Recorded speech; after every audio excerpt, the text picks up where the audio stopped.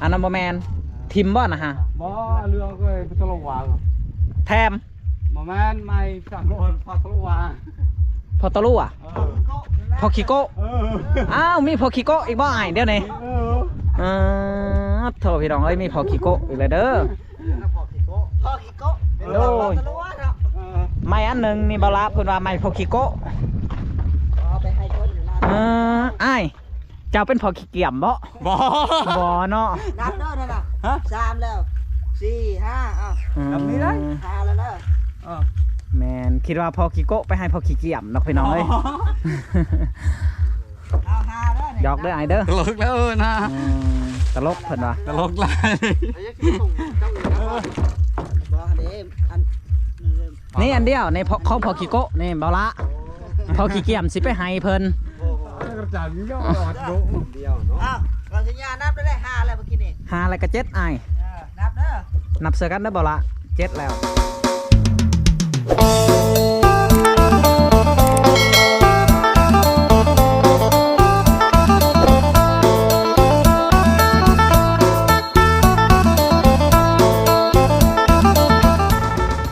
พี่น้องเอ้ยเปิดภาพมากกับอยู่เพื่อนไอแก้วคือเก่าเนาะโอ้สร้างมาส่งใหม่เพื่อนพี่น้องเอ้ย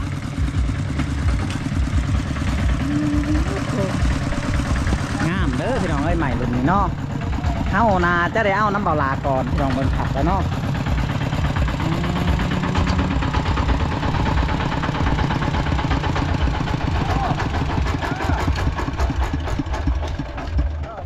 เอาสบายดีเบาลาสบายดีโอ้บลาสั่งมาไว้เลยเนาะมาไว้เพิ่นพ่ออยากเห็ดเช่นเด้จักโตบลานี่ฮะอันนี้ก็ประมาณนั้นอยู่30กว่าโอ้ต้องได้ให้เอามาอีกเนาะแม่นกับพอดีน่าจะพอแล้วแหละเส้นผ้าแล้วก็เป็นระเบียงมันลูกติงโอ้โดยแมนพี่น้องเอ้ยประมาณนี้แหละเนาะในช่างอีกกันฮะแอมพิชามมันนี่แอมพิชามโอ้เฮ็ดยังแอมพิชามฮะพังแล้วโอ้สร้างว่าสิพังพี่น้องเอ้ยโอ้ได้ไม้ลายเนาะไอเนาะมีแต่ไม้โตงามเนาะได้แอมพิชามซื้อลายไปได้ไอแอมพิชามฮะ300,000ถูกโอ้แพงหน่อยเนาะ300,000พี่น้องเอ้ยแอมพิชามเพิ่นอันนี้จะเป็นไม้อันพอซิงเนาะจะมาส่งให้เราเลยจะเป็นลูกเคยแล้วบ่นะเป็นอะไรคนหับจ้างมันหับจ้างอันนั้นอายเฮาแล้วเป็นอายจะเป็นน้องเป็นน้องก็ว่าเป็นน้องอันนี้ว่าเป็นลูกเคยบ่ผัดหัวถึกคอแล้วได้พี่น้องเอ้ยอารมณ์ดีเนาะสางเลยเนาะอันนี้จักโตสั่งจักโตสางอันนี้เซรั่มเนาะนั่งเช็ดคิดเล่นปลาเนาะนับไม้เนาะนับไม้พี่น้องเอ้ยทั้งสางกับหูคนมาอย่างเดียวเพิ่นว่าแต่เอาขึ้นรถเนาะไม่48เอาไอ้แก้วลงซอยสางเพิ่นบาดในพี่น้องเอ้ยเอาก็ได้เอาลงสายเบิ่งก่อนเบิ่งมุงว่างไว้ก่อนเบาละมุงได้ตัวเสียเอาไว้เฮ้ยหรือว่าบอลเก่านี่นะบอลเก่านั่นละโดยพี่น้องได้บ่ย่างงามอยู่บ่โอ้งามเลยบาดานี่ตัว48เนาะกว่าแต่เก่าอันนี้มันเบิ่งคือไม้หุ่งเหลือยนี่เบาละแมนบ่ไอ้ไม้หุ่งเหลือยนะอันนี้โอ้เอานี่แหละเป็นหงเห็ดเจ้าเป็นคนเห็ดเจ้าเห็ดบ่ไอ้อ๋อบ่แมนว่าเจ้าเลื่อยเลื่อยโอ้เจ้าเลื่อยเนาะตลกใส่อ้ายเฮาเนาะ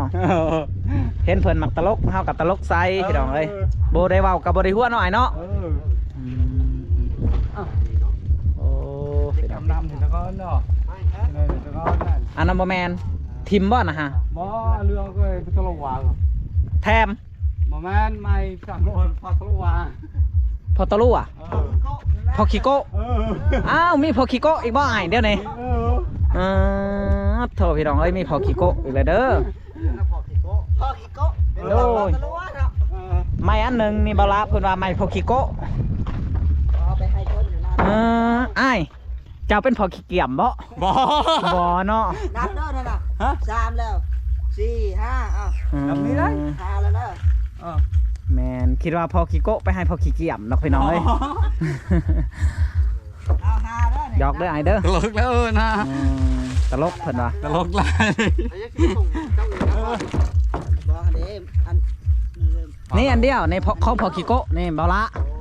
พอขี้เกียมสิไปให้เพิ่น โอ้โห กระจายย่อดโด เดียวเนาะ อ้าวเราสัญญานับได้5แล้วเมื่อกี้นี่ หาอะไรก็เจ็ดอ้าย นับเด้อ นับเสือกันได้อเบาละเจ็ดแล้ว 7เอา บ่เอาลงมัดจังนับก็ได้ 7เอานับไป ลูกแทบไหนละก็นำเสื้ออร่อยดู อืม ปลาหนังตัวปลา เออ จับดูโอ้มาตลอดปก่อย โอ้เพิ่นแห้งติอ้ายเพิ่นแห้งติ โดย ใส่ครับเป็นซองกับนับเป็นขู่เลยนะเจาะจุด51โตนับเป็นขู่แล้วแบบว่าใส่ตัวนึง เอาออกอ้ายนะฮะอ้ายจะเป็นพอยังอ้าย พ่อยังไม่มี ยังบ่ได้มีเมียโอ้โสดบ่ได้นี่ป๊าดโถผู้บ่าวโสดได้สั่นนี่เนาะขยันขันแข็งได้อยู่ดอกเมียอ้ายเอ้ยคนดุนั่นนี่คนดุคนมันเนาะเพิ่นก็เอาอยู่แล้วพี่น้องเอ้ย เอายืนรอก่อน ใส่ยก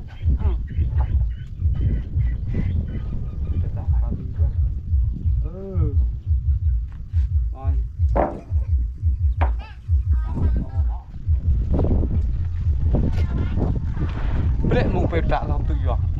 ไผพอซิงบ่ อ๋ออาการนั้นมันนะ ลูกไผลูกลาวฮะ ซิ่ง อืม อะไรนะ ผู้หญิงฮะ อืม พี่น้องเอ้ย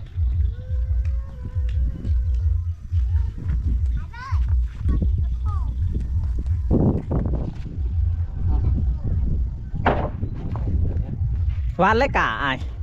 ย่างนะ ยัง อืม โอ้ยังเนาะพี่น้องเอ้ย เลย นี่ไปก็ต้องตัดเลยอ่ะ ได้เนาะ นี่ไปก็ต้องตัดเลยอ่ะน้องไปอ่ะ กับจ้าละเบี้ยจับมาเจ้าตีล่ะ อย่าว่าคอยบ่เฮ็ดหน้าอีก พี่ ไป น้อง เอา เอ้ย แต่ไทยเกลือยาวตี เท่าไรแล้วบ่ละ แล้วก่อน คือบ่ใส่อันหนึ่งใส่อันหนึ่งใส่อันหนึ่งไอ้ เอา ใส่อันหนึ่งเอาอันหนึ่งบ่พาวจมซอง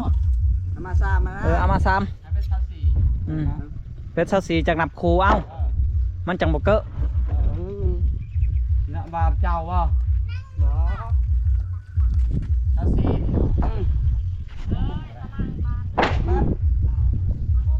เอารุ่นเทละซองก็ได้บัดนี้ เอาเถอะละซองมันจังบ่แพ้แห้งไอ้ เอ้า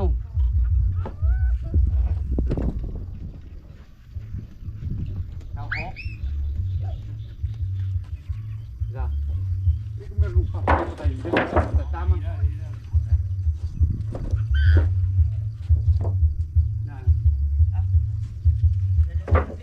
ปเลยนะ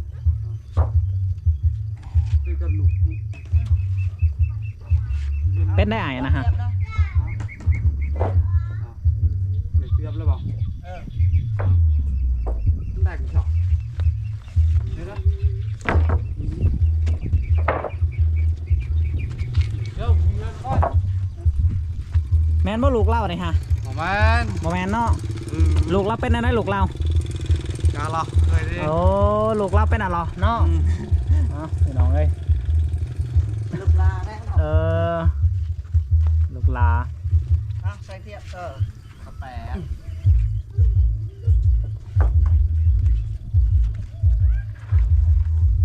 เดี๋ยวถูกเลย อันนี้จะเป็นไม้48พี่น้องเอ้ยสีได้เฮ็ดอันบอลตั้งวงกบวงกบเนาะพี่น้องยายต้มยายเส้นบ่แม่นเนาะ เต้า คืออาจจะแอมแปดเรื่องเที่ยวอายเหนื่อย เรื่องนี้นะเอาเรื่องเจ้าเนาะเรื่องยาว โอ้แม่ขย่อมเนาะแม่ขย่อมพี่น้องเอ้ยเพิ่นว่าขย่อม เดี๋ยว โอ้นาขักหน่อยเนาะบ่แม่นไม่นาสิบผูกกับจักอันนี้เบิ่งคือว่าใหญ่เลย32บ่บ่ละ เดี๋ยวมันปิดไฟนะเดี๋ยว โอ้เอาดีๆเดี๋ยวมันทับติ้นพอขี้โก๊ะ ป ได้ ระมาณ40กว่าแล้ว เงี้ยว่าเลยไม่ห้องช่วยได้ 32แล้วนะฮัน36 เอายกเอา 38 40 42 44 เอา 45โต้บ่ละ ถูกต้องครบ อืม ครบจำนวน4 เจ้าสิครบบ่อ้ายก็บ่ละ เดี๋ยวให้เพิ่นนับอีกจ้ะล่ะ ให้เพิ่นนับไหม แล้วเนาะว่ามันสั่ง4.5โตเด้แม่นบ่4.5 โอ้เจ้าสั่ง45บ่ละโดย โอ้ เพื่อเช่นเพื่อห้าวน่ะเด้ห้าวระเบียงทุกติ่ง เอาละเบิ่งลูกติงเนาะ เดี๋ยวบ่ได้ทางสั่งคนสั่งเองไง โอ้ตัวเขาไปสั่งกินนี้ แม่เอามา เราบอกเฮาว่าเราเฮ็ดละ70เรามากินนี้โดย48นี่ เอาจำนวนนี่แหละ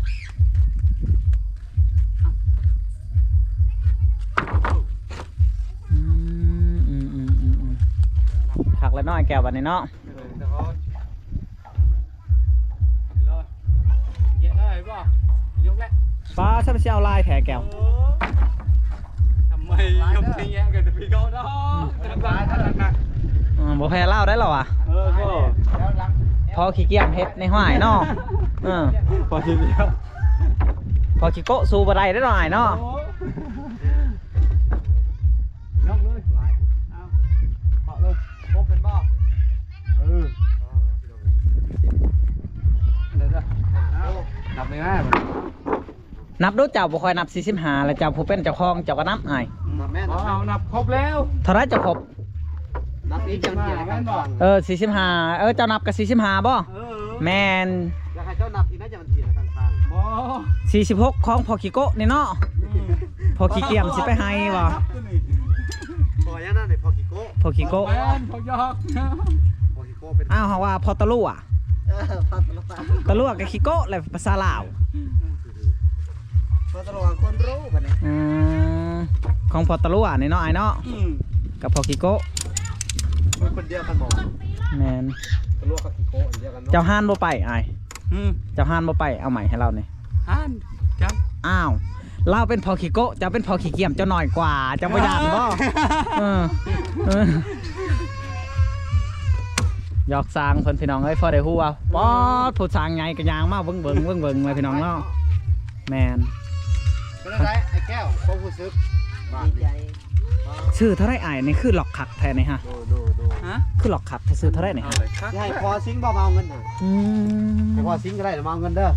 บ่ลุงมันไปเอาแล้ว ลูกหลานนะ เคยไปกับพ่อนะ ลูกเรามาเอา แม่น เราสิมาเอาบ่ให้มาหับแม่ให้มาหับเอา เจ้า เงินแม่ เรานะที่ติดรถกับพ่อนะ โดยอยู่ใช้อยู่นี่คือเว้นเขามาเอาเงินให้เรามาเอาเงินเด้อสิถ่ายคลิปได้บัดนี้เจ้าบ่ว่าเจ้านับเนาะ นำยังนำเงินฮะพอขี้เกียจสิไปหอดหรือบ่ ตัวบ่ได้ได้ต่อเดี๋ยวให้เรามาเอาเองก็ได้เนาะ ให้เรามาเอาเอง เอาโอเคพี่น้องเลย มีอยู่ว่าน้ำมันเมื่ออายเปิงน้ำมันดู หรือว่าให้เรามาเอาเด้อฮัทเจดคลิปมอบให้เลยเด้อเขามีกะเจ้ากับอันทีมงานเดียวก็มอบกับเราสิมอบให้เจ้าเลยเด้อค่ะเอาพี่น้องบอกสัญญาไหลดูตัวละ60 45ตัว สบายดีสางสบายดีโอ้ ดีเลยตกใจสบายดีเด้อสร้างกาไววาเนาะ เจ้าบ่ได้ยินเราว่าเป็นพอขี้โกะฮะฮะ สิเมื่อนะเอาเงินแบบนี้เลย จำนวดรอ ไอ้ตาม สิเอาบ่หรือว่าสิให้เขาเจ้ามาเอาเอง เอาเราก็ได้ ได้เนาะ เจ้าก็ได้ เป็นแอมมันคล้ายเป็นแอมนั่นมันเอาหลวงวะ โอ้เขาเจ้าจะเข้าคล้ายเป็นแอม แม่น โอ้หรือว่าสิให้เพิ่นมาหับเองบ่ล่ะเดี๋ยวว่าเพิ่นอยากมาเอาเอง เตะไปน้องดอกเจ้าบ่ จ่ายเล่าเลยก็ได้ อ๋อ ทีมงานเดียวกัน เราทีมงานเดียวกันเนาะ เพิ่นก็เป็นนะเป็นคนเลื่อยไม้นะ โอ้เป็นคนเลยใหม่เอากันแล้วแต่เนาะพี่น้องเนาะ ทางบาลาก็สิจ่ายเงินให้พี่น้อง สิไหล เอ้ย เงินก่อนเพิ่น สิไล่เงินก่อนเนาะ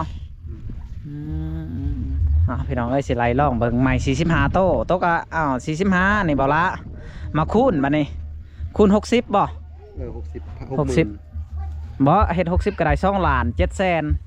แม่นบ่ เออ เท่า 2ล้าน7แสน โอ้2ล้าน7 แม่น2ล้าน7แสน เก่ง โอ้ บางรถเหรอ แม่น 2ล้าน7แสนเนาะ 64ก็24เลยได้บ่ละ40โตฮะ64ก็24ก็2ล้าน4บัดนี้มาไล่เบิ่ง5นี่6 5 30มันเด้ก็2ล้านอัน7แสนพี่น้องเอ้ยทางบ่ลาก็สิมอบเงินให้เอาสบายดีไอ้แก้วสบายดีอีกเทื่อนึงโอ้ดีใจนะไอ้แก้วเด้อที่ได้ทั้งผู้ใหญ่ใจดีบ่าวลาพี่น้องเอ้ยทั้งแม่ตู่น่าจะเป็นแม่ตู่หรือว่านั่นนี่แหละเนาะทั้งแม่ตู่เพิ่นเอาสบายดีลูกสบายดีโอ้ยตายันตกอีหลีเอาลงลูกลงสบายดีได้บ่บ่ได้ บ่ได้ บ่ล่ะก็สิได้มอบเงินเด้อบาดนี้เนาะ นี่พี่น้องเอ้ยทั้งบ่ลาก็สิมอบเงินให้อันทั้งพอไม่งอดเนาะพี่น้องเอ้ย มานั่งสิ มานั่ง แก้วแก้วมานั่งเงินให้เราเนี่ย เจ้าอะไรทางเจ้าเนาะ ฮะ เจ้าเนี่ย สั่ง เอามานั่งพี่ไอ้มานั่งพี่ ต้องซับ เนาะเนี่ย มานั่งพี่ไอ้โอ้ทางสร้างนี่รอเลยเนาะเพื่อนสิแล้วเลยแห้งรอเดี๋ยวนี้เนาะ ลาแต่เช้าเนาะ ใกล้จะได้เงินเลย โอ้ไกลสิได้เงินแหละ ใกล้จะได้เงินเลยรอรอ เอานั่งให้บ่ลาจ่ายเงินให้พี่น้องเอ้ย เอาพี่น้องเอ้ยทางบ่ล่ะก็จะได้จ่ายเป็นเงินให้ทางอันค่าไม้เพิ่นเนาะก็เป็นเงินของทางอันแม่ตู้ USA พี่น้องเอ้ยเนาะหลังจากที่ว่าแรกๆก็บ่ล่ะว่าสิไปซื้อเป็นอันตะนางกับผู้ที่มีผู้ใหญ่ทางเบาสัญญาเพิ่นก็ได้ซื้อมาแล้วก็เลยบ่ล่ะก็เลยเอาเงินส่วนนี้มา โดย ใช้จ่ายในส่วนที่เหลือเนาะ โดย ส่วนที่ขาดเหลือแหละพี่น้องเอ้ยก็เป็นการขาดไม้เนาะไม้เช่นเนาะสั่งเนาะมันก็บ่พอบ่ล่ะก็เลยอันได้ใช้เงินทางอันแม่ตู้เพิ่นว่าถ้าขาดเหลืออีหยังก็ใช้ไปโลดลูกเพิ่นว่าก็เลยก็ต้องก่อนอื่นเบิดก็ต้องขอบคุณเด้อทางแม่ตู้อัน USA พี่น้องเอ้ยที่ว่าเพิ่นอยู่เคียงข้างทั้งอันเบาล่าและก็ทั้งไอ้แก้วมาตลอดเนาะ โอ้ย ก็ถือว่าเป็นคนหนึ่งที่อันเอ็นดูและก็เมตตาสงสารทั้งครอบครัวไอ้แก้วเด้อเนาะทั้งแม่เพิ่นก็มีน้ำใจที่อันประเสริฐเลิศล้ำอีหลีเด้อของอันแก้วเนาะก็คือว่าขาดเหลืออีหยังเพิ่นก็ว่าอันใส่ใจเด้อลูกเพิ่นบอกว่าในส่วนที่ขาดเหลือของไอ้แก้วเพิ่นว่าหลังจากที่ว่าอันแรกๆเพิ่นว่าสิช่วยถมที่ถมทางให้แหละเนาะก็ผู้ที่ทางที่ทางนี่ก็ในช่วงนี้ทางอันรถเพิ่นเนาะเพิ่นก็ได้ยุติในการอันเขาเอิ้นว่าหน้าพ้นแล้วเนาะแบบว่าแก่ดินมันก็ยากลำบากนะมันล่มจังได๋กันเนาะเขาเอิ้นเขาซ่านเขาบ่ได้เพิ่นก็เลยยุติในการอันถมทีอันในหน้าพ้นเนาะหน้าแล้งเพิ่นก็จะได้ดำเนินการถมทีต่อเนาะแล้วก็มื้อนี้ก็จะได้เอางบของทางอันแม่ตู้ USA พี่น้องเอ้ยมาจ่ายค่าไม้เนาะไม้ตัวหนึง60เนาะทั้งเบิดอัน45โตเนาะแล้วมันก็สิถึกอยู่2ล้านทั้งเบิดเนาะ2ล้านกับ7แสนบ่ลดเลยบ่นี่บ่ลดให้เนี่ยบ่จักโตจังได๋ จักเอาแล้ว เอาลดให้หน่อยแม่น่าก็ได้ รถเอา เนาะ รถ ลดตัวหนึงบ่ 2ล้าน7แสนเต็มมันบ่พ่อย่าเนาะ โดยทั้งพอไม่งอดเพิ่นยิ้มตลอดพี่น้อง หรือ เอ้ ว่าย ลดแสนหนึ่งเพิ่นว่าเหลือ6แสนเพิ่นว่าเนาะเหลือ6แสนบ่ 6แสนมาแม่ 6แสนเท่าไหร่เอ้า2ล้าน6แสนบ่ เอาฉันบ่ ทองดำเลย ลดเป็นบ่ลดบ่ ทองดำ ก็2 ล้าน 6 2 ล้าน 6 2ล้าน 2 ล้าน 7 เพิ่นสิลดได้บ่เวลาทีมงานเพิ่นบ่ได้มา เมื่อ ทีมงาน นี่ เพิ่นบ่ได้มา ทะเลาะกับหัวหน้าบ่ อ๋อ บ่ลดบ่เนาะโอ้ลดตั้งอันน่ะฮู้แสนหนึ่งพุ่นว่าเอาสิให้2ล้าน6แสนเนาะลดแสนหนึ่งเนาะคือเป็นการช่วยเหลือไทยแก้วเด้อบอกเพิ่นเด้อเนาะบอกหัวหน้าเด้อ อย่าลืมได้อพอไม่งอด สิได้สั่งไม้นะเพิ่นดีคือเก่าเพราะว่าอันมันก็อยากซอยเหลือไอ้แก้วน้ำแน่เด้อเอ้า โอเคเนาะเวลาก็สิได้มอบเงินให้เพิ่นก่อนจะให้ทางไอ้แก้วนับก่อน ได้เลยตอบเลยพี่ยอดก็ แต่อะไรเป็นยังไงเลยจุดเลย ยอดก็ตลอดกันไปเป็นวงเหลี่ยมยอดตอบเลยจัง เข้าไปกองกงไอ้ทำไม ต้องมาวงเหลี่ยม เอาเขาก็สิใช้อันงบประมาณของทางด้านแม่ตู้เด้อบ่แก้ว ครับ อีสังเห็นอันนั้นอาย มอดก่อนมัน มอดก้อนไผ่ฮะ ตายเงินเห็นไปเบิ่นแล้วบ่จักนี่ โอ้ยพี่น้องเอ้ย คลิปคนตัวตัวเอ้า นับเบิ่งดู หนึ่งแบบ พอไม่งอน 1 2 3 4 5 6 7 8 9 1 2 3 4 5 ว่าขนาดบ่เป็น 6 6 7วันหนึ่งวันหนาว7 7 8 9 อุ้ยพี่น้อง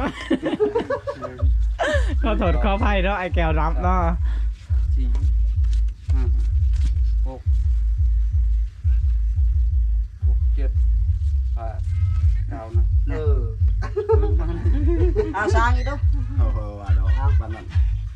ถึกน้อยแก้วเนาะโอ้ ก็ชอบเถื่อนหนัก โดย มันบ่ฮอด10จะเถื่อน่ะ ก็ได้ผู้เดียวครับเอาวันนับอีกกันเอาไปฮอดบ่2ล้าน6เพิ่นลดให้100,000พี่น้องเอ้ยเนาะ 1 2 3 4 5 6 7 8 9 10 แม่น 2 ล้าน เอาอีก600,000เนาะ ไม่600,000บ่ เรา ล่ะ จะนับให้เองเราจะไว้1 2 3 4 5 6เอา นับไม้ไอ้แก้ว นับไปดู ได้ไหม เพื่อพอมันงอนแน่นอนเนาะ 1 2 3 4 ให้เป็นตัวต้องเหลี่ยม 6 เออโอเคเด้อขอบใจเด้อ เอาขอบใจเด้อพอไม่งอดเด้ออันนี้ยังสุดนาเฮากาสิได้ อัน อันนั้นใส่งานทั้งเจ้าหั่นแหละพอไม่งอดเลย เราส่งประจ เพิ่นมาส่งประจำพี่น้องพี่น้องเอ้ยตอนนี้ก็ถือว่าแล้ว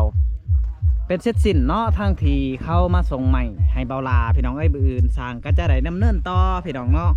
เฮากาดีอกดีใจทั้งไอ้แก้วเพิ่นพี่น้องที่แม่ตู้จาก USA สวยเรือทั้งเบาลาสายบุญคุณธรรมพี่น้องเอ้ยพี่น้องสำหรับคลิปนี้ก็บ่มีหยังหลายเนาะบ่าวสัญญาก็สิได้อำลาพาจากพี่จากน้องเนาะพี่น้องเนาะผู้ใดเบิ่งคลิปนี้ก็ขอให้อายุมันควันยืนพี่น้องความเจ็บสวยให้ได้ความไข้สวยให้มีหายพยาธิโรคาหายทุกทั้งปวงพี่น้องเอ้ยขอให้มีแต่ความสุขความสบายใจเอาสำหรับคลิปนี้ขอกล่าวคำว่าสบายดี